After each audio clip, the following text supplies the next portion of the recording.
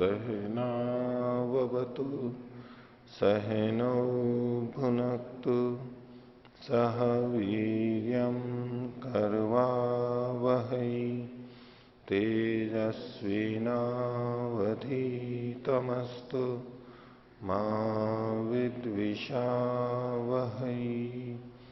ओम शांति शांति शांति।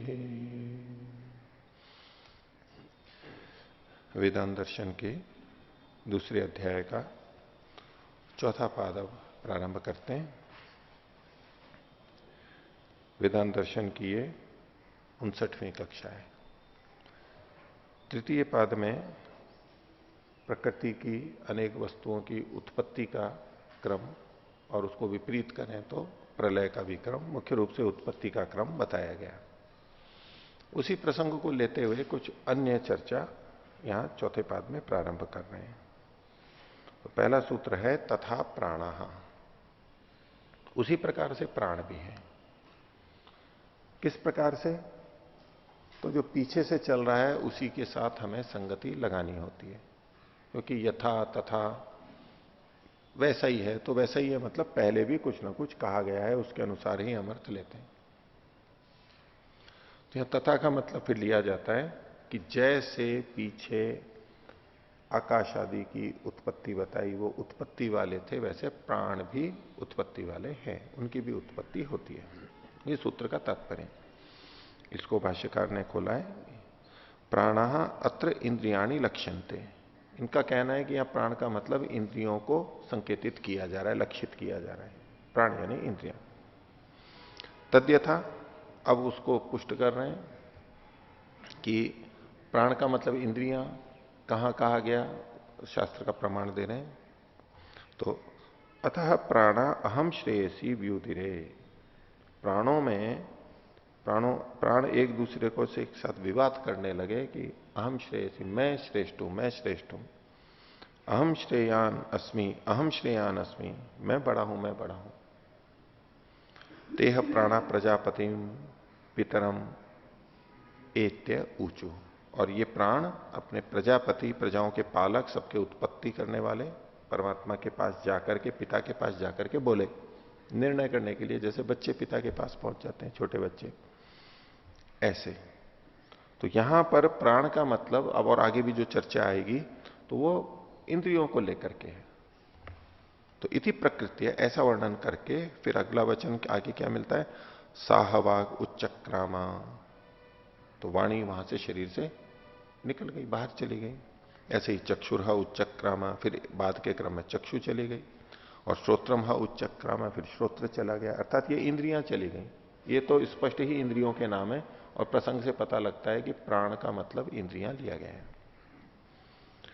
तथा और कह रहे हैं पुष्टि के लिए, यह एष विज्ञानमय पुरुष, ये जो जानने वाला पुरुष है आत्मा, तद एशाम प्राणानाम विज्ञानेन विज्ञानम आदाय, इन प्राणों के विज्ञान से, विज्ञान को लेकर के, प्राणों के द्वारा, इंद्रियों के द्वारा जो जाना जाता है, उनकी जानने की शक्ति को वहां से लेकर के, यह एशो अंतर हृदय आकाश तस्मिन शेते, ये जो अंदर हृदय आकाश है वहां जाकर के सो जाता है।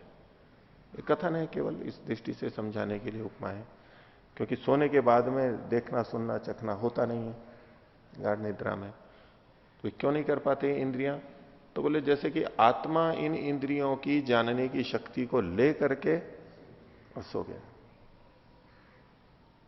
अब जैसे कि कहीं बहुत सारे कमरे हों, ताले हों, अब कोई व्यक्ति सबको बंद करके और चाबियां लेकर के अपने पास रख करके बंद करके और सो जाए, ना वो खुल नहीं सकते। तो ऐसे आत्मा इन सबके ज्ञान को, विज्ञान को जो ग्रहण करने की शक्ति, उसको लेके जैसे हृदय आकाश में जाकर के सो जाता है, या हृदय आकाश में स्थित होकर सो जाता है। तो कुल मिला के इंद्रिय मतलब प्राण। तो इंद्रियाणाम विज्ञानम गंधादिकम आदाय इति कथनात्, तो यहां पर इंद्रियों के विज्ञान को मतलब गंधादि को, गंध रस आदि जो है उनको लेकर के ये कथन होता है।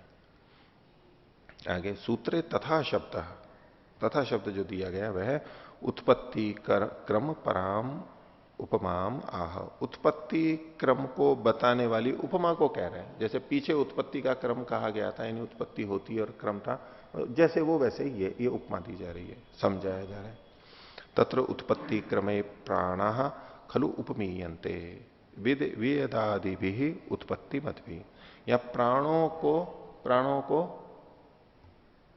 की दूसरों से उपमा दी जा रही है। तो प्राण तो हो गए उपमेय, जिसको समझाना है वो तो है प्राण, और जिसके द्वारा समझाया जाता है वो उपमा होती है, उपमान होता है। उपमान हो गया, ये उपमेय हो गया। तो तत्र उत्पत्ति क्रमे प्राणा खलु उपमीयन्ते, प्राणों को उपमित किया जा रहा है, ये उपमेय है। किन से किया जाता है? वेद आदि भी उत्पत्ति मत भी, जो उत्पत्ति वाले वियत आदि हैं। वियत का मतलब आकाश। पीछे 2, 3, 1 दूसरे अध्याय के तीसरे पाद का जो पहला सूत्र है, वो प्रसंग जहां से उत्पत्ति का प्रारंभ हुआ था, ये न वियत अश्रुते है, न वियत अश्रुते, वो जो वियत शब्द था, तो उस क्रम को संकेतित किया इन्होंने। तो जो उत्पत्ति वाले आकाश आदि हैं उनसे इसकी तुलना की जाती है। यतो ही अनंतरो अतीतः पादः, क्योंकि इसके अनंतर वाला, अनंतर का मतलब अतीत वाला, पिछला वाला जो अनंतर है, जुड़ा हुआ पाद है, वो उत्पत्ति प्रकरण का आसीत, उत्पत्ति प्रकरण वाला था। तत्सन्निहित अन्य पाद प्रारंभे अपनी उत्पत्ति विषयता भवितव्यम, तो उसके साथ का जुड़ा हुआ जो ये पाद प्रारंभ हो रहा है, यानी चौथा, इसको भी उत्पत्ति विषय वाला होना चाहिए तथा शब्द के आधार पर। तस्माद अत्र प्राणानाम उत्पत्ति मत्वम अभिलक्ष्य उपमानम अभिहितम, इसलिए प्राणों की उत्पत्ति को लक्षित करके यहां पर उपमान का कथन किया गया है, उपमा को बताया गया है। यथा वियदादय है, उस उपमान को बता रहे हैं, जैसे आकाश आदि उत्पत्ति वाले हैं, उत्पत्ति मंतस, तथा प्राणा इंद्रियाणी अपि उत्पत्ति मनती, प्राण अर्थात इंद्रियां भी उत्पत्ति वाले, इनकी भी उत्पत्ति होती है। प्रसंग इसलिए उठाया इन्होंने क्योंकि आगे इस बात को कहेंगे कि वो जो प्रसंग था हमारा, तस्माद वा एतस्माद आत्मनः आकाश संभूत है आकाशात वायु, इसमें प्राणों की या इंद्रियों की उत्पत्ति तो कही नहीं गई है। तो चूंकि वहां प्राणों की इंद्रियों की उत्पत्ति नहीं कही गई है, इससे पता लगता है कि उनकी उत्पत्ति नहीं होती है। उत्पत्ति होती तो वहां कह देते। ये एक उसमें आक्षेप छुपा हुआ है, उसके समाधान के लिए प्रयास किया जा रहा है। तो उत्पत्ति होती है। अब इस पर कोई अगर आक्षेप करे कि ये जो उत्पत्ति कहीं कही भी गई है, देखिए भाष्य अगला सूत्र है गौणी असंभवात। कोई कहे कि अन्य जगह जो कहीं प्राणों की उत्पत्ति कही भी गई है वो गौणी है, गौण कथन है, वास्तव में उत्पत्ति नहीं होती है इनकी। तो गौणी के असंभव होने से, यानी उत्पत्ति तो उनकी वास्तविक ही है, गौण नहीं है। भाष्य देखिए, गौणी असंभवात को खोला इन्होंने, गौण्या असंभवो गौण्य संभव, यानी यहां पर षष्ठी समास किया है इन्होंने। गौणी के असंभव होने से, षष्ठी तत्पुरुष समास। यदि केनचित उच्चेता, कोई पूर्व पक्षी यदि ऐसा कहे, यत प्राणानाम उत्पत्ति यत्र क्वचित श्रूयते सा गौणी न मुख्या, जहां कहीं प्राणों की उत्पत्ति कही गई है, क्वचित श्रूयते, ये दीर्घ ऊ कर लीजिए इसको, श्रूयते, सा गौणी न मुख्या, वो गौण उत्पत्ति कही गई है, मुख्य उत्पत्ति नहीं कही गई। क्यों? ये तो वेदादि नाम उत्पत्ति प्रकरण न किल प्राणानाम उत्पत्ति प्रदर्शिता, क्योंकि वेद आदि की जो आकाश आदि की उत्पत्ति कही गई थी, वहां प्राण की उत्पत्ति कही नहीं गई है। तो जहां कहीं अन्य स्थलों पर प्राण की उत्पत्ति कही गई है, वो गौण रूप से कह दिया गया, वास्तव में उसकी उत्पत्ति नहीं होती है, ऐसा पूर्व पक्षी का भाव है। तो वहां प्राणों की उत्पत्ति नहीं कही गई है, उसको बताने के लिए इसने वचन दे दिया है पूर्व पक्षी ने, तैत्रीय उपनिषद वाला, तस्माद वा एतस्माद आत्मनः आकाश संभूत है आकाशात वायु, वायो अग्नि, अग्नेराप, अद्भय पृथ्वी, पृथिव्या औषधय, और औषधिभ्यो अन्नम, अन्नात् पुरुष इति, यह हो गया। तो यहां कहीं भी प्राण या इंद्रियों का कथन नहीं आया। तो इसके ऊपर ये तो पूर्व पक्षी ने आक्षेप किया, तो इसके लिए सिद्धांति कह रहे तरही सा न गौणी कल्पनीया, वो गौणी उत्पत्ति, प्राणों की इंद्रियों की गौण उत्पत्ति की कल्पना नहीं करनी चाहिए, अर्थात उनको मुख्य ही उत्पत्ति माननी चाहिए। कुतः, क्यों मुख्य माननी चाहिए? तो तस्याह गौण्याह गौणी कल्पनाया असंभवात, बोले जो गौणी कल्पना आप कर रहे हो, गौण कथन कर रहे हो, वो संभव नहीं है। गौण कथन किस आधार पर कर रहे हैं? ये तस्माद व ये तस्माद आत्मना, इस वचन के आधार पर, क्योंकि यहां प्राण का कथन नहीं किया गया, इंद्रियों का कथन नहीं है, इसलिए गौण है। तो बोले जी जो आप गौण की कल्पना कर रहे हो वो नहीं होनी चाहिए, क्योंकि वो संभव ही नहीं है। इससे भी गौणी कल्पना संभव नहीं है, इस वचन से भी। गौणी असंभव, गौणी के असंभव होने से।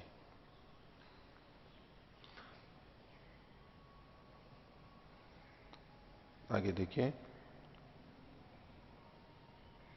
तो तस्या गौण्या गौणी कल्पनाया असंभवात। अब इस पर पूर्व पक्षी कह रहा है कथम असंभवत्वम, असंभव कैसे है? गौणी कल्पना असंभव कैसे है? पूर्व पक्षी तो कह रहा है गौणी कल्पना संभव है। कैसे संभव है गौणी कल्पना? प्राणों की उत्पत्ति की गौणी कल्पना संभव क्यों है? ये गौण क्यों है? जहां उत्पत्ति कही गई, क्योंकि यहां नहीं कही गई है। तस्माद व ए तस्माद आत्मना है, इस वचन में चूंकि उत्पत्ति नहीं कही गई इसलिए वो गौण है। ये पूर्व पक्षी बात को रख रहा है। तो पूर्व पक्षी ने कथम असंभवत्व, बोले गौणी का असंभव क्यों है? सिद्धांति कह रहे गौण संभव नहीं है, मुख्य ही संभव है। तो सिद्धांति कह रहा है यत तत्रैव वचने यत गौणी साधनाएं अवलंब्यते, बोले यहां पर भी ये जो वचन है ए तस्माद व ए तस्माद आत्मना है, यहां पर उस गौणी वृत्ति को सिद्ध करने के लिए आलंबन लिया गया। गौणी साधनाय अवलंब्यते, गौणी वृत्ति को यहां पर इस उत्पत्ति को सिद्ध करने के लिए यहां भी गौणी वृत्ति का ग्रहण किया गया है। प्राणों की उत्पत्ति गौण है, इसका तो सिद्धांति खंडन कर रहा है, वास्तविक है वो। तो बोले कि कैसे वास्तविक है? तो बोले देखो यहां पर उसकी वास्तविकता पता लगती है। कैसे? बोले देखो यहां लिखा है अन्नात् पुरुष इति, अंत में लिखा है ना, औषधिभ्यो अन्नम पृथिव्या औषधय औषधिभ्यो अन्नम अन्नात् पुरुष इति। अन्न से पुरुष उत्पन्न होता है। पुरुष का क्या मतलब होता है? आत्मा। पुरुष का मतलब आत्मा होता है ना। आपने शरीर अर्थ लिया वो ठीक है, क्योंकि अन्न से शरीर ही उत्पन्न होता है। तो पुरुष शब्द के होते हुए भी शरीर अर्थ कैसे ले लिया? ये मुख्य अर्थ लिया या गौण अर्थ लिया है? गौण अर्थ लिया है ना। अन्नात, अन्न से उत्पन्न हुआ, तो अन्न से तो आत्मा तो उत्पन्न नहीं होती और आत्मा तो नित्य है। यह हमको अन्य जगह से सिद्धांतों से स्पष्ट है। तो अन्नात पुरुष है जब कहा गया था, तो पुरुष मतलब ये शरीर की बात चल रही है, आत्मा की बात नहीं चल रही है ये। जबकि पुरुष शब्द आत्मा के लिए लिया जाता है मुख्य रूप से, प्रकृति पुरुष चेतन के लिए लिया जाता है, और यहां शरीर की जड़ की उत्पत्ति कही गई है। तो बोले देखो अन्नात पुरुष है, तो पुरुष है इति शरीरम, पुरुष शब्द का मतलब यहां पर है शरीर। तो शरीर से उत्पत्ति विहिता है, वह यहां शरीर की उत्पत्ति कही गई है ना, यहां कही गई। और शरीर किसे कहते हैं? तो शरीरम ही खलु प्राणानाम इंद्रियाणाम आयतन, शरीर प्राणों का और इंद्रियों का आयतन है, आधार है। और न्याय दर्शन का वचन दे दिया इन्होंने, चेष्टेन्द्रियार्थाश्रय शरीरम, चेष्टा इंद्रिय और अर्थों का जो आश्रय है उसे शरीर कहते हैं। इंद्रियां भी तो शरीर के अंतर्गत आ गई। तो जब शरीर की उत्पत्ति कही गई है तो इंद्रियों की भी उत्पत्ति हो गई। तो तस्मात् प्राणायतनस्य शरीरस्य उत्पत्तिमत्वात्, इसलिए प्राणायतन का, प्राणायतन मतलब शरीर की, उत्पत्तिमत्वात् उत्पत्ति वाला होने से, प्राणानाम अपनी उत्पत्ति सूत्राम स्पष्टा, प्राणों की उत्पत्ति भी होती है। तस्मात् प्राणानाम उत्पत्ति क्वचित श्रुति वचने अनुक्ता गौणी न मंतव्या, तो अन्य जगह जहां पर प्राणों की उत्पत्ति कही गई है वो गौणी नहीं समझनी चाहिए, क्योंकि यहां भी तो उत्पत्ति कही गई है। गौण यहां खलु असंभवात, गौणी वृत्ति संभव नहीं है। तो एक दृष्टि से तो इसका उत्तर यह हो सकता है जो आगे ये देंगे कि भाई यहां पर नहीं कही गई है, कोई बात नहीं, ये प्रसंग विशेष से स्थूल द्रव्यों की उत्पत्ति यहां पर कही गई है, प्राणों की यहां उत्पत्ति यहां नहीं कही गई, इससे यह थोड़ा सिद्ध हो जाता है कि प्राणों की उत्पत्ति होती ही नहीं है। जहां प्राणों की उत्पत्ति कही गई बस उससे सिद्ध हो जाएगा। लेकिन फिर भी यहां इन्होंने दूसरे ढंग से कहा, उसके ही वचन को लेते हुए कि आपने देखो ये कहा है कि प्राणों की उत्पत्ति नहीं बताई गई यहां पर, तो बोले अन्नात् पुरुष है। और यहां गौण वृत्ति का सहारा ले लिया, लेकर के पुरुष का मतलब शरीर, और शरीर में इंद्रियां भी रहती हैं, उनकी भी उत्पत्ति आ गई, इन सब का कथन हो गया। तो प्राणों की उत्पत्ति तो इससे भी सिद्ध होती है। इसलिए गौणी वृत्ति से, गौणी के तो असंभव होने से, यानी प्राण की उत्पत्ति की जो आप गौण दृष्टि से देख रहे थे, केवल कथन मात्र समझ रहे थे, वो तो संभव ही नहीं है, उसकी तो वास्तव में उत्पत्ति होती है। ठीक है, तो सिद्धांती पूर्व पक्षी की गौण वृत्ति का निषेध कर रहा है। किसके बारे में? इंद्रियों की उत्पत्ति के बारे में। लेकिन उसने गौण वृत्ति की सहायता लेकर के अन्नात् पुरुषः यहां पर गौणी वृत्ति को दिखा करके इंद्रियों की उत्पत्ति सिद्ध की है। यहां गौण वृत्ति का उपयोग किया गया, गौण वृत्ति का निषेध नहीं कर रहे हैं, लेकिन इंद्रियों की उत्पत्ति के विषय में जो गौण वृत्ति पूर्व पक्षी मान रहा है उसका खंडन कर रहे हैं। गौण वृत्ति का तो प्रयोग किया ही जाता है, मुख्य वृत्ति अभिधा नहीं घटती है तो लक्षणा से लिया ही जाता है, परोक्ष अर्थ लिया ही जाता है, लाक्षणिक अर्थ लिया ही जाता है। ठीक है, लाक्षणिक मतलब वो लिंग वाला अर्थ है, लाक्षणिक अर्थ है, लक्षण से जो आता है, परोक्ष अर्थ जो आता है वो लिया ही जाता है, तो यहां पर भी ले लिया गया। हो गया स्पष्ट? ही आगे देखिए तीसरा सूत्र, तत्प्राक श्रुतेश्च। बोले इसकी, इनकी श्रुति यानी प्राणों की उत्पत्ति इन महाभूतों से पहले भी कही हुई है, अन्य जगहों पर इससे पहले कही हुई है, वो वर्णन मिलता है हमारे को। तो तत्प्राक श्रुतेच, भाष्य देखिए, तत्प्राक, तत्प्राक को खोला, तेभ्यो वियदादिप्य पूर्वम, उन आकाश आदि से पहले प्राणानाम उत्पत्ति विषय पराया श्रुते है हेतोश्च, प्राणों की उत्पत्ति परक जो श्रुति मिल रही है इस हेतु से, श्रुति का मिलना ही ये एक हेतु के रूप में प्रस्तुत किया गया। आगे, चकारात स्मृतेश्च हेतोरपि प्राणानाम उत्पत्ति स्वीकार्या। श्रुतेश्च सूत्र में जो च शब्द पड़ा, इससे इन्होंने स्मृति का भी ग्रहण कर लिया है, और श्रुति भी मतलब कुछ और है तो स्मृति का ग्रहण कर लिया, स्मृति से भी प्राणों की उत्पत्ति स्वीकार करनी चाहिए। अब इसमें श्रुति का प्रमाण दे रहे हैं, श्रुति स्तावत एतस्मात् जायते प्राणो मनः सर्वेन्द्रियाणि च खम वायुर्ज्योतिरापः पृथ्वी विश्वस्य धारिणी। तो बोले एतस्मात् जायते प्राणो, इससे देखो प्राण उत्पन्न होते हैं, प्राण शब्द कह दिया ना, मनः सर्वेन्द्रियाणि च, मन और सारी इंद्रियां, और खम वायु ज्योतिराप, ये महाभूतों का वर्णन आ गया, आकाश वायु, ज्योति मतलब अग्नि, आपह जल, और पृथ्वी विश्वस्य धारिणी, पिच को धारण करने वाली पृथ्वी। तो यहां पर प्राणों की उत्पत्ति कही गई है। ठीक है, इन्होंने वचन दे दिया। तो मूल में सूत्र में चूंकि प्राण शब्द था इसलिए ये प्राण शब्द वाला इन्होंने लिखा है। यद्यपि यहां पर प्राण का मतलब बुद्धि लिया जाता है, क्योंकि मन और सर्वेंद्रियां अलग से लिखे हुए हैं। यहां प्रारंभ में ये पूरे में ब्रह्ममुनि जी जिस तरह अर्थ कर रहे हैं, प्राण का मतलब इंद्रियां कर रहे हैं, प्राण का मतलब इंद्रियां कर रहे हैं, मतलब समस्त इंद्रियों का ग्रहण कर रहे हैं। अब ये जो वचन दिया गया है इसमें प्राण शब्द है यद्यपि, और इंद्रिय शब्द भी है, और मन शब्द भी है। अब प्राण का मतलब क्या लिया जाएगा? अब बुद्धि लिया जाएगा या मुख्य प्राण लिया जाएगा, यानी मन और इंद्रियों को छोड़ करके लिया जाएगा। किस न्याय से करेंगे? क्यों संगत है ये? परिशेष न्याय नहीं बोलते इसको, गो बलिवर्द न्याय बोलते हैं। गो बलिवर्द न्याय, गो का मतलब स्त्री गो, गो का मतलब स्त्री और पुंग दोनों गो लिए जाते हैं। ठीक है, और बलिवर्द का मतलब तो पुंगो ही लिया जाता है, बैल बलिवर्द या सांड पुरुष का ही ग्रहण किया जाता है, जबकि गो शब्द से दोनों का ग्रहण होता है। लेकिन अगर कहीं गो और बलिवर्द दोनों लिखे हुए हो तो अब यूं नहीं कहेंगे कि नहीं, गाय शब्द से पुंग और स्त्री को दोनों का ग्रहण हो गया, और बलिवर्द शब्द यहां पर गलत लिखा हुआ है। अब गाय शब्द से क्या अर्थ लेंगे हम?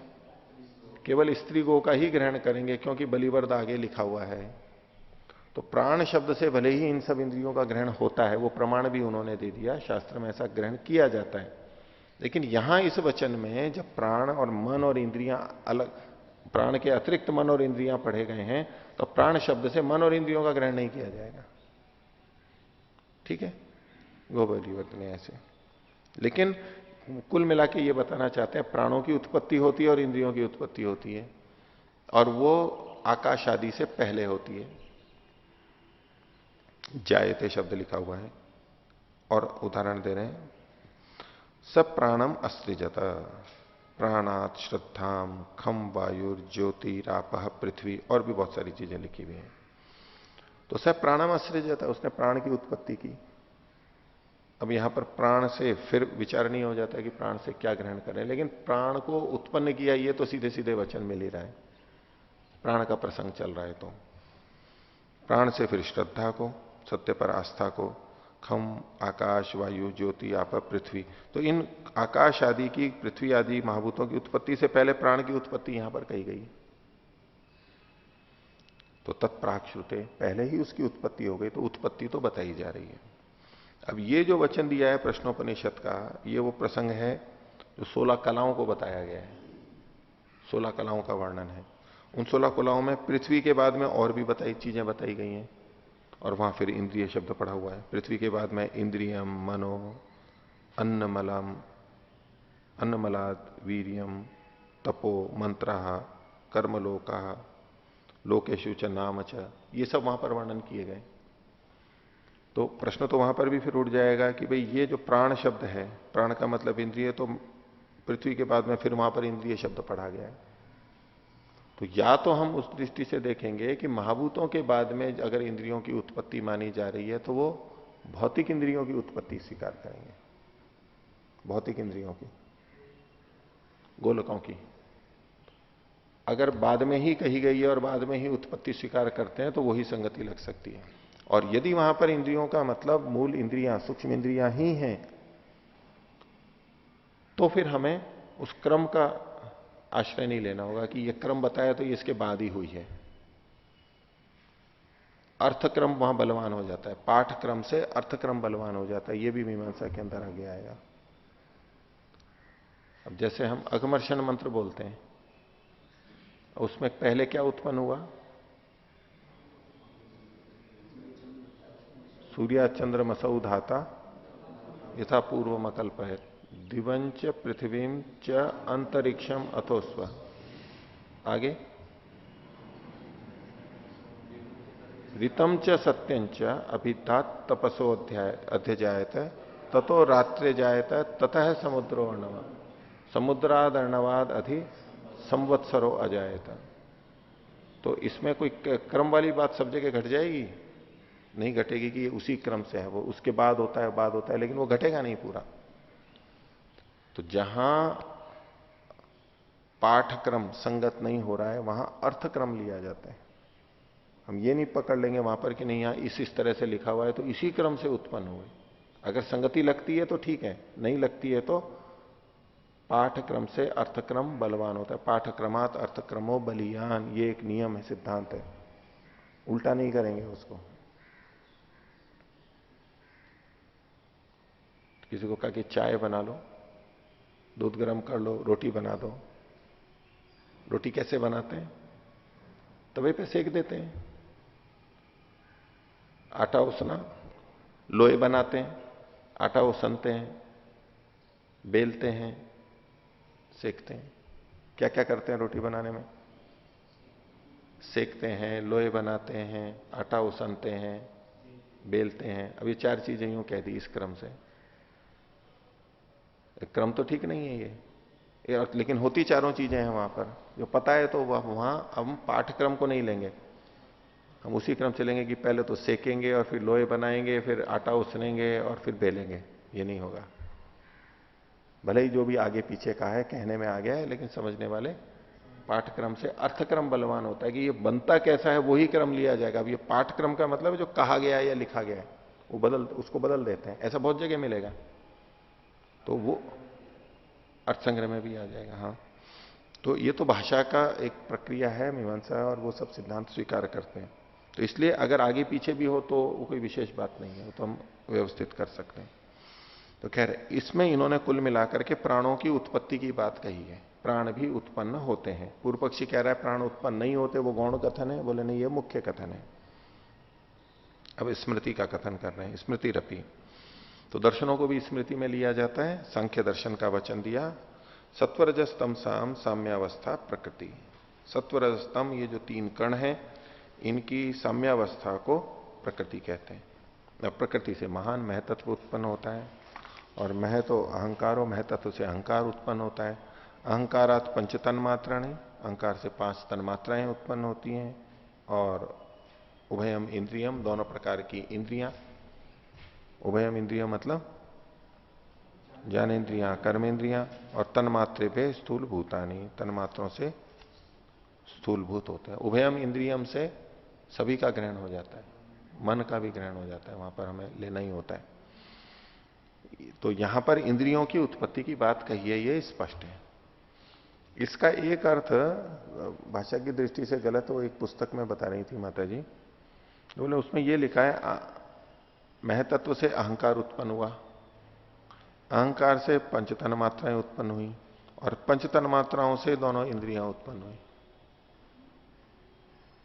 पंचतन मात्राओं से इंद्रियां लिखा है ना, देखो, अहंकारात पंचतन मात्राणी, अहंकार से 5 तन मात्राएं, और उभयम इंद्रियम, पंचतन मात्राओं से दोनों इंद्रियां उत्पन्न होती है।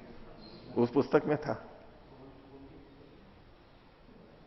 वो माता जी को उन्होंने दिखाया कि वो सुगमा माता जी ने, उन्होंने दिखाया कि जी ये इसमें लिख रखा है कि 5 तन मात्राओं से इंद्रियां उत्पन्न हुई हैं।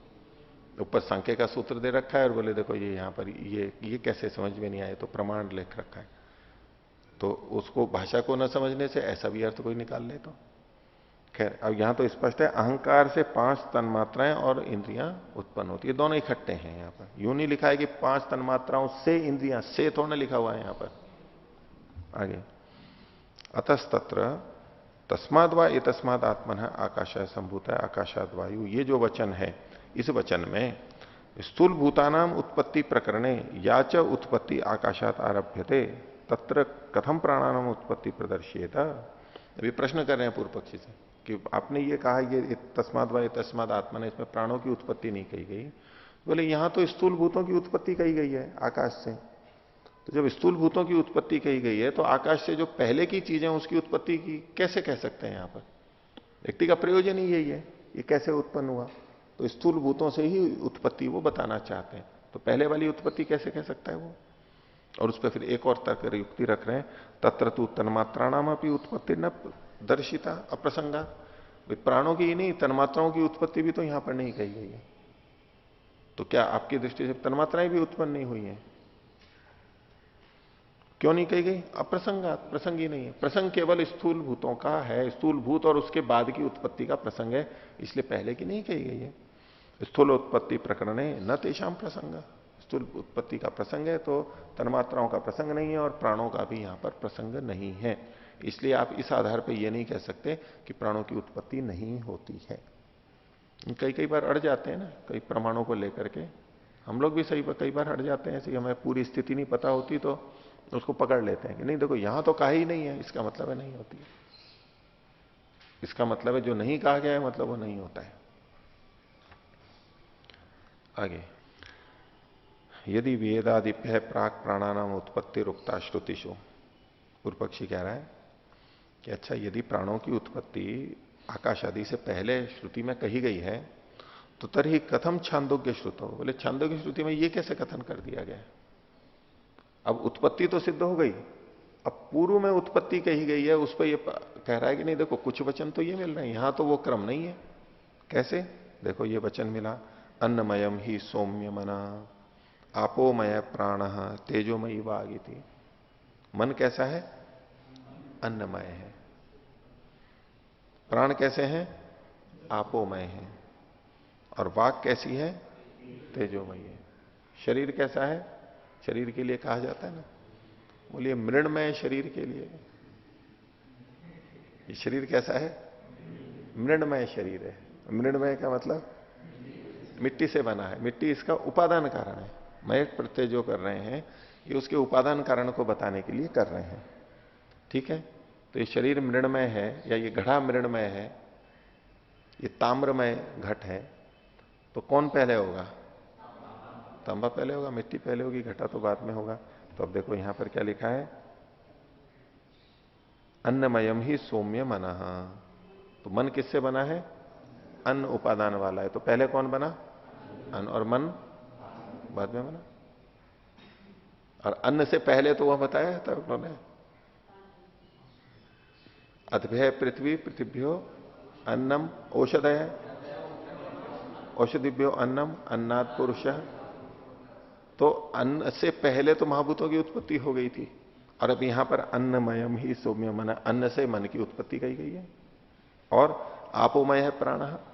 आप कह रहे थे कि प्राण पहले उत्पन्न हुए हैं, तो यहां तो जल के बाद में आपोमय है प्राण।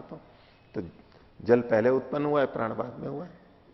इसी तरह से तेजोमयी वाग थी, तेज तो ये अग्नि महाभूत हो गया, और वाक जो है ये इंद्रिय हो गई, कर्मेंद्रिय की प्रतीक हो गई, या वाक इंद्रिय हो गई, तो ये तो बाद में हो गई। तो इस दृष्टि से तो कहा कि ये गलत आपका कथन हो गया। आगे, तेज प्रभृति पे पश्चात आपोमय प्राण इति मयट प्रत्यय प्राणोत्पत्ति प्रदर्श्यते। तेज प्रभृति के बाद, तेज प्रभृति का मतलब यहां पर है जो तेज आदि महाभूत हैं वो। यहां जो तेजोमयी वाग है, इस तेज का वर्णन नहीं है ये। तेज प्रवृत्ति पे तेज आदि की उत्पत्ति के बाद में यहां पर आपोमय प्राण है, क्योंकि प्राण शब्द लेना था इनको, इसलिए आपोमय प्राण है मयट प्रत्यय ने प्राणोत्पत्ति प्रदर्शते। तो उनकी उत्पत्ति पहले कही गई है और बाद में इनकी कही गई। दो तरह से पूर्व और पश्चात देख रहे हैं। एक तो तस्माद आत्मनः ये वाला जो वचन था उसको वो पहले मान करके कथन कर रहे हैं, और एक इसी वचन में भी देखेंगे तो आपस में भी पूर्व और परता है। जैसे आपोमय है प्राण, तो आप पहले है और प्राण बाद में, तेज पहले है वाग बाद में। तो इसके उत्तर में कह रहे हैं अत्र प्रतिविधीयते, इसका उत्तर दे रहे हैं, खंडन कर रहे हैं। तो चौथा सूत्र है तत्पूर्वकत्वात् वाचः, वाणी के तत्पूर्वक होने से। वाक मतलब ये जो तेजोमयी वाक है इसको लेकर के कि वाणी तेजोमयी होती है, मतलब तेज पूर्वक होती है। तत्पूर्वकत्वात् वाचा, भाई वाणी तब तक नहीं निकल सकती जब पीछे तेज यानी अग्नि ऊष्मा ऊर्जा नहीं होगी, तब तक वाणी नहीं निकल सकती, बोली नहीं जा सकती। वहां पर भी जो कहा गया है, आत्मा बुद्धिया समेत्यर्थान मनोयुंगते विवक्षाया, मन कायाग्निम आहंती, काय की अग्नि को करता है, और सब प्रेरित ही मारुतम, वो अग्नि मारुत को प्रेरित करती है। और मारुतस्तु उर्सी चरण मंदम जनयति स्वरम, धीरे धीरे स्वर को उत्पन्न करता है। नहीं, वहां अग्नि है, अग्नि से वायु की प्रेरणा होती है, यानी ऊर्जा वगैरह नहीं होगी तो वायु कैसे ऊपर आएगी?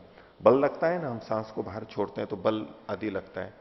तो इसके लिए यह कह रहे हैं तत्पूर्वकत्वात् वाचः, जो तेजोमयी वाक कहा गया उसका यह मतलब नहीं है कि तेज महाभूत उपादान के रूप में है और उससे वाणी वाग इंद्रिय उत्पन्न हुई है। तो वाणी जो होती है वो तेजोमयी होती है, तेज की प्रधानता होती है, उसके माध्यम से वो प्रकट होती है। भाष्य, अन्नमयम ही सौम्य मना आपोमय प्राण तेजोमयी वाग इति, ये जो वचन है अत्र वचने मयट प्रत्यय न वाक प्राण मनसाम उत्पत्ति प्रदर्श्यते। पहला स्पष्टीकरण है, इस वचन में मन वाणी और प्राण की उत्पत्ति नहीं कही गई है, वाक प्राण और मन की उत्पत्ति नहीं कही गई है। ये मयट प्रत्यय के आधार पर आप उत्पत्ति लगा रहे हो और फिर पूर्व पर का खंडन कर रहे हो, ये नहीं है। कुतः ये तो ही वाचः तत्पूर्वकत्वात्, वाणी के तत्पूर्वक होने से। वाणी कैसी होती है? तत्पूर्वक होती है। तत्पूर्वक मतलब यहां पर इन्होंने वैसे तो तेज है, लेकिन यहां दूसरे ढंग से भी कह रहे हैं, तत्पूर्वकत्वात् को खोल रहे हैं, वाग इंद्रिय से प्राण पूर्वकत्वात्। अब यहां जो देखिए इसमें प्राण और वाक ये दो चीजें दी गई है ना। देखो, अन्नमयम ही सौम्यम मनः, आपोमय प्राण और तेजोमयी वाक। तो इसमें मन, प्राण और वाक ये एक क्रम अलग देखिए। भूतों वाला क्रम छोड़ करके क्या देखिए, वाक से पहले प्राण कहा गया है और प्राण से पहले मन को कहा गया है। उस दृष्टि से कह रहे हैं कि वाचस तत्पूर्वकत्वात, वाणी के तत्पूर्वक होने से, तत्पूर्वक मतलब वाग इंद्रिय से प्राण पूर्वकत्वात, प्राण पूर्व को ही उत्पत्ति संभवो अस्ति वाच, वाणी की उत्पत्ति प्राण पूर्वक ही हो सकती है। प्राण नहीं है तो वाणी की उत्पत्ति नहीं हो सकती।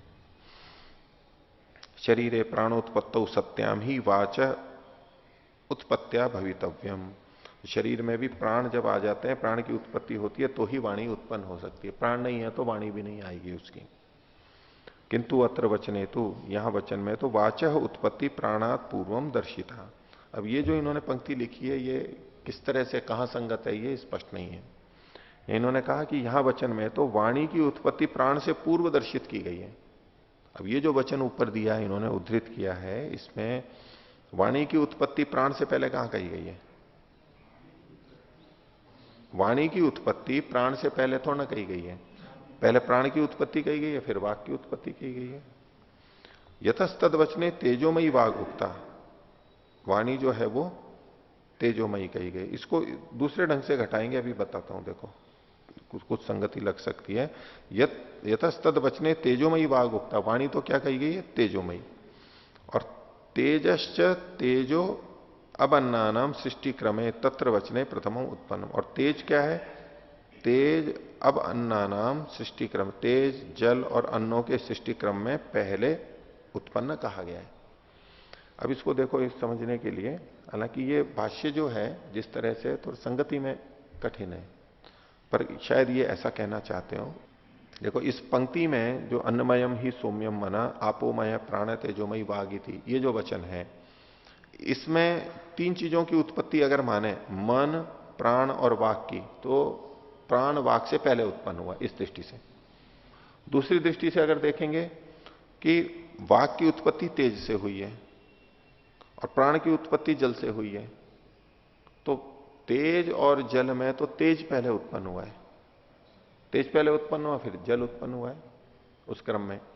तो चूंकि तेज पहले उत्पन्न हुआ इसलिए वाणी भी पहले उत्पन्न हुई, ये मान करके, और फिर जल उत्पन्न हुआ तो जल से फिर प्राण हुआ, तो इसका मतलब प्राण वाक से बाद में आया है। इस तरह से कुछ करके कह रहे हैं। तो उसके लिए प्रमाण वही वचन दे दिया, तस्माद वा तस्माद आत्मना आकाश संभूत है, आकाशात वायु, वायु और अग्नि, अग्निराप अद्भय पृथ्वी, पृथिव्या औषधय, औषधिभ्यो अन्नम।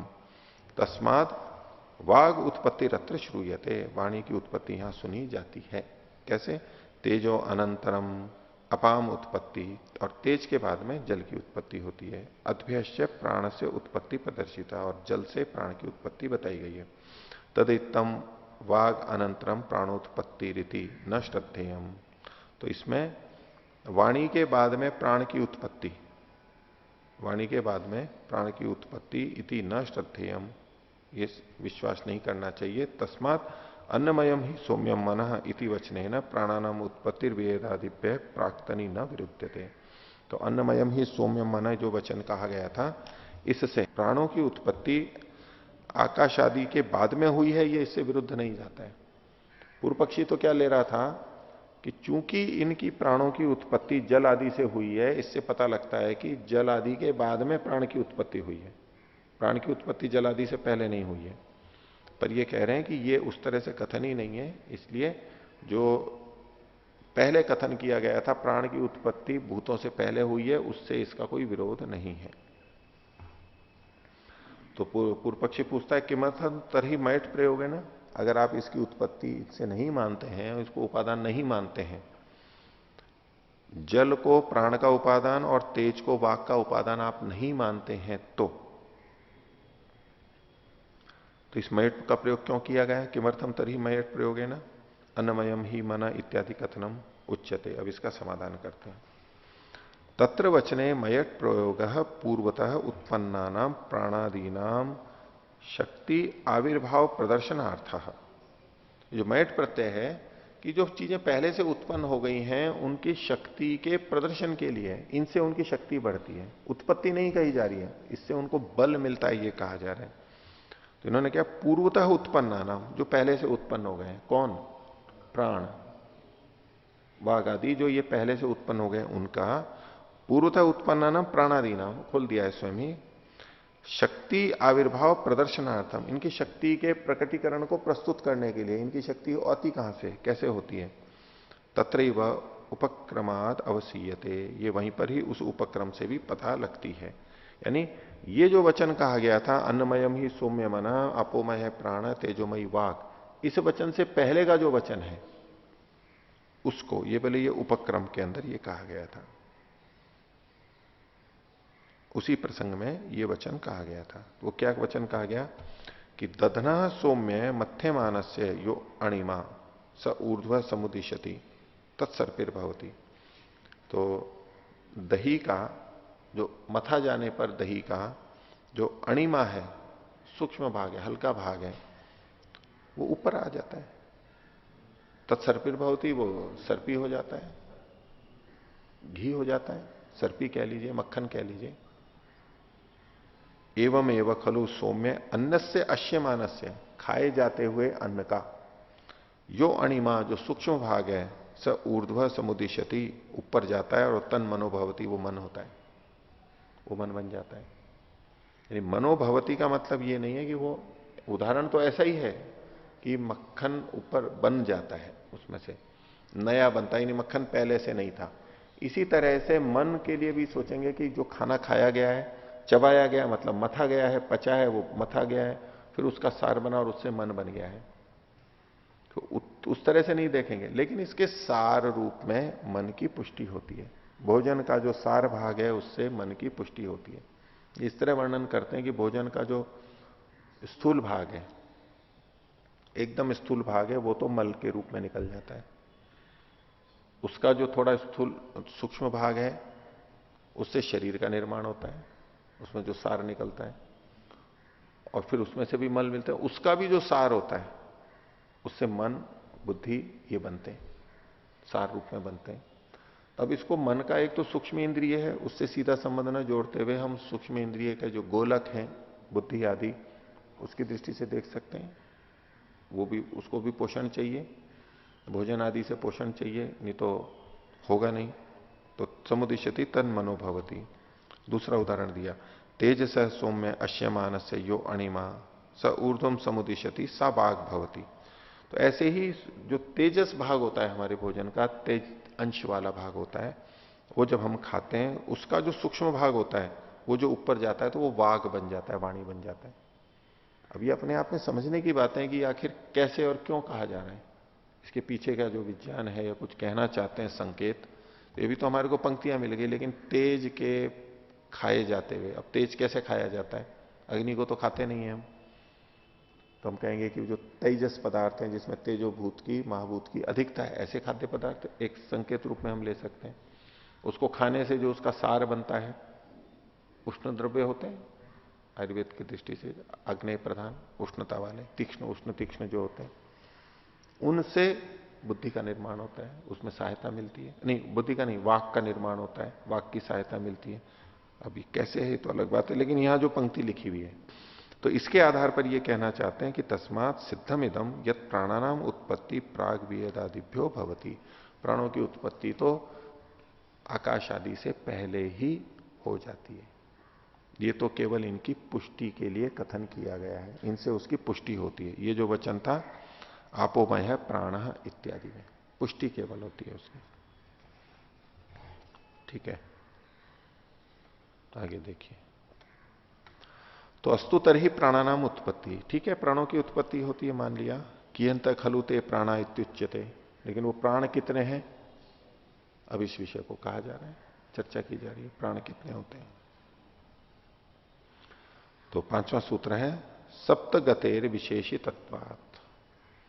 तो सप्त प्राण होते हैं 7, क्यों, गति के विशेषित होने से, विशेष प्रकार की गतियां होने से, गतियों के आधार पर प्राणों का निर्धारण किया गया। क्योंकि प्राण गति देते हैं ये मान करके और जो भिन्न भिन्न गतियां हो रही हैं उन गतियों के आधार पर उनकी संख्या का निर्धारण किया भी 7 होते हैं। तो भाष्य में कहा प्राणा सप्त संति 7 होते हैं। उतः कैसे पता लगा? गते ही विशेषी तत्वाच, गते ही सामान्य अवगते। गति का मतलब है सामान्य गति, सामान्य अवगति। गति का मतलब सामान्य अवगति, सामान्य अवगति, अवगति का मतलब अवगमन, ज्ञान। उसको इन्होंने आगे खोला सामान्य ज्ञान, सामान्य ज्ञान होने से, सामान्य रूप से हमें यह ज्ञान होता है। तथा विशेषितत्वात्, विशेषितत्वात् को खोल रहे हैं पृथक पृथक विधानाद अपि सप्त, अलग अलग इनका नाम कथन होने से भी। तो गतेर विशेषितत्वात्, अब इसको दो ढंग, यहां तो सूत्र में तो ऐसे गति के विशेषित होने से, और इन्होंने जिस तरह से अर्थ किया वो क्या है? गति से और विशेषित होने से। गति का मतलब ले लिया विशेष ज्ञान होने से, साम्य होने से। विशेष गति मतलब साम्य का ज्ञान होने से, साम्य का होने से, और विशेषित अलग अलग कथन किए जाने से। तद्यथा, विशेष का ही ये कथन कह रहे हैं।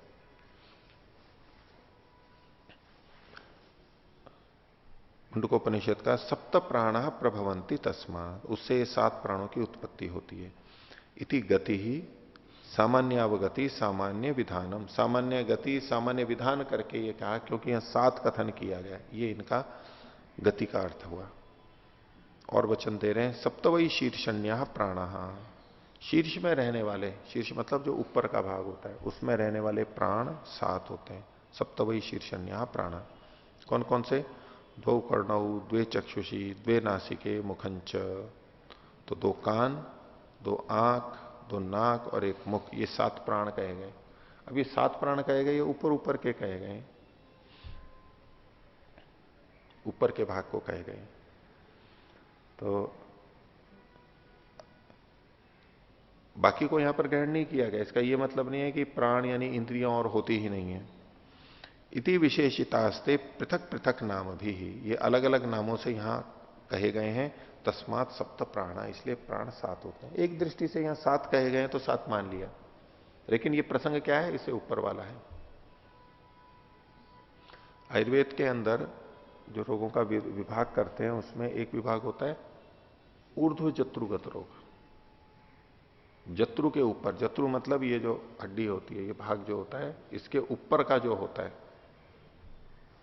ऊपर के जो भाग हैं इसके जो रोग हैं। आजकल इसको किस तरह से देखते हैं? ईएनटी अलग होता है और आई वाला अलग होता है, आंखों का अलग होता है, और नाक कान गला अलग होता है। नाक कान, ईयर, नोज और टंग, थ्रोट, थ्रोट, टी मतलब थ्रोट, ठीक है। तो नाक कान गला ये एक अलग हो गया और नेत्र वाले अलग हो गए। तो आयुर्वेद में इसको सबको एक ही जैसे लिया हुआ है ऊर्ध्व जत्रु में, और इसको अलग नाम दिया गया। इसको कहा गया शालाक्य, शालाक्य नाम दिया गया। एक तो जैसे शल्य होता है, एक काय चिकित्सा होता है, एक शल्य होता है, एक शालाक्य होता है। काय चिकित्सा तो पूरे शरीर का जो करते हैं, जिसको आजकल फिजिशियन बोल देते हैं, काय चिकित्सक है। और शल्य मतलब तो सर्जन हो जाता है, शल्य चिकित्सक। और ये शालाक्य कहलाते हैं, ये अलग विभाग माना है। शालाक्य क्यों बोलते हैं? कि इनमें कुछ भी कार्य करते हैं तो शलाकाएं डालते हैं इसमें। शलाका मतलब रॉड, कुछ ऐसी लंबी चीज, नाक में देखेंगे तो, कान में देखेंगे तो, गले में देखेंगे तो, ऐसे। आंख को तो छोड़ दो, लेकिन शलाकाओं का प्रयोग किया जाता है इसके चिकित्सा के अंदर प्रधानता के आधार पर, इसलिए इसको शालाक्य शास्त्र अलग होता है। और आयुर्वेद में वैसे उसको दोनों को मिलाकर के भी कहा जाता है शल्य शालाक्य। पहले मतलब एमडी वगैरह जो होती थी विशेष, तो उसमें शल्य और शालाक्य को साथ साथ लेते थे। आजकल शल्य भी अलग कर दिया और शालाक्य भी अलग कर दिया, तो अलग अलग विशेषज्ञता हो गई। तो ये जो ऊपर का कहा इन्होंने, ये कहां ऊपर हो गए?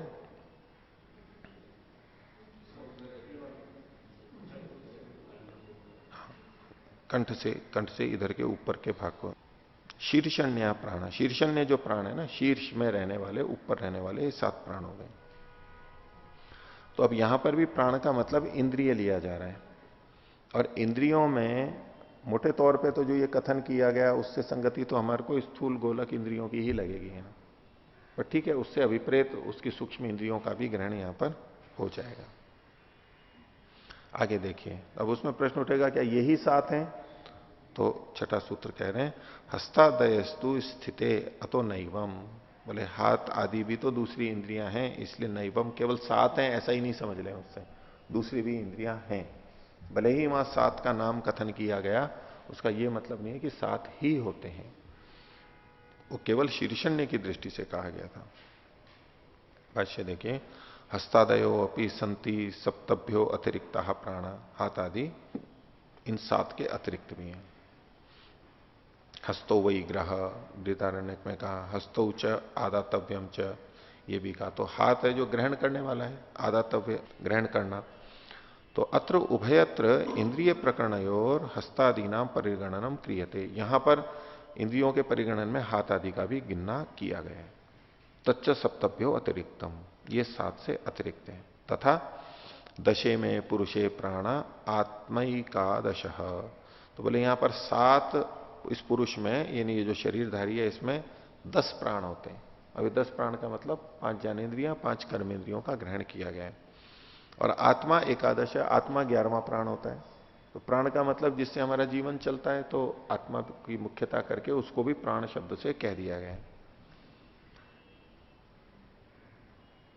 अब यहां पर जो आत्मा एकादश है, इसमें जीवात्मा अर्थ नहीं लिया, क्योंकि इंद्रियों का प्रकरण है, इसलिए 5 ज्ञानेन्द्रियां 5 कर्मेंद्रिय और आत्मा जो एकादश है। अब आत्मा का मतलब तो सीधे सीधे क्या आ रहा है यहां पर? जीवात्मा अर्थ आ रहा है। अब जीवात्मा को छोड़ के कुछ और अर्थ करेंगे तो अटपटा लगेगा, लेकिन उन्होंने इसके लिए शंकराचार्य जी की पंक्ति दी है। देखिए, अब ऐसे समय में क्या करेंगे? कोई भी विद्वान क्या करेगा जब 11वां आत्मा है? अब या तो कहेंगे कि आत्मा भी चूंकि प्राणवत है, जीवन देता है, इसलिए आत्मा को भी प्राण कह दिया गया। लेकिन अगर कह नहीं प्राण का मतलब तो इंद्रियां ही हैं, तो अब यहां आत्मा का अर्थ क्या करेंगे? तो देखिए, आत्म शब्दे न अत्र अंतःकरणम परिगृह्यते, आत्म शब्द से यहां पर अंतःकरण का ग्रहण किया गया है। क्यों? हेतु दिया कर्णाधिकारात, कर्ण का अधिकार चल रहा है, कर्णों के बारे में बात चल रही है, तो आत्मा शब्द से भी जिसका ग्रहण होगा वो कर्ण ही होगा, वो स्वयं कर्ता नहीं हो सकता। इति शंकर भाष्यम, शंकराचार्य जी ने यह अर्थ किया। ठीक है, अब प्रथम दृष्टया तो उठपटा लगेगा ना कि भाई ये क्या है, आत्मा का मतलब अंतःकरण कर दिया। जैसे महर्षि दयानंद के बहुत से अर्थों के लिए कहा जाता है ना, या इसका ये अर्थ कैसे कर दिया? चूंकि जो अगर सीधे सीधे अर्थ आ रहा है वो वहां संगति नहीं लग रहा है, प्रकरण करणों का है, तो इसलिए आत्म शब्द से अंदर की कोई चीज ले लेनी है। आत्मा भी अंदर होता है तो अंतःकरण ले लिया इन्होंने। ये शैली व्यापक है, संस्कृत में लेना ही होता है उनको, इसी तरह से होता है, नहीं तो गड़बड़ हो जाएगी। इति च शंकर भाष्यम, आगे तम उत्क्रामंतम प्राणो अनुत्क्रामति, प्राणम अनुत्क्रामंतम च सर्वे प्राणा अनुत्क्रामंती, उसके उत्क्रमित होने पे, आत्मा के होने पे प्राण भी बाहर निकलने लगते हैं, और प्राणों के नहीं, उसके आत्मा के ऊपर होने पे प्राण, ये प्राण अलग चीज हो गई, और प्राण के होने पर, मुख्य प्राण के होने पर सर्वे प्राणा अनुत्क्रामंती, बाकी भी चले जाते हैं, बाहर निकलने लगते हैं। एवं पंच ज्ञानेन्द्रियाणी पंच कर्मेन्द्रियाणी च दश एकादशम अंतःकरणम इति एकादश प्राण, तो 5 ज्ञानेन्द्रियां 5 कर्मेंद्रियां और एक अंतःकरण करके 11 संख्या दी। स्थिते इति सिद्धांते, स्थिते सूत्र में जो स्थिते का है, ये सिद्धांत के स्थित होने पर, अतः न एवं तस्मात नैव सप्त प्राणानाम सिद्धांत समीचीन किंतु अयुक्ता एवसा, तो 7 ही है, ये ठीक नहीं है। वैसे 7 कहे गए हैं, वो वचन दे दिया गया अपनी जगह, वो ठीक है, लेकिन उसके आधार पर कोई कहे कि 7 ही होते हैं, ये जिद पकड़ ले उस वाक्य को देखे, बोले नहीं दूसरी जगह भी ये वचन मिलते हैं, उससे हमें पता लगता है 7 से अधिक भी होते हैं। और वहां पर चूंकि स्पष्ट कहा गया है सप्तवई शीर्षण्या प्राण, वहां ये इतना नहीं कही है कि कुल प्राण इतने ही होते हैं, शीर्षण्य प्राण 7 होते हैं। तो ऐसी असंगतियों में हमें ऐसे निर्णय कर सकते हैं। तो आपको किसी को कुछ पूछना है तो पूछिए, नहीं तो आज का पाठ इतना ही करते हैं, तो कक्षा को यहीं समाप्त करते हैं। प्रणव। ओ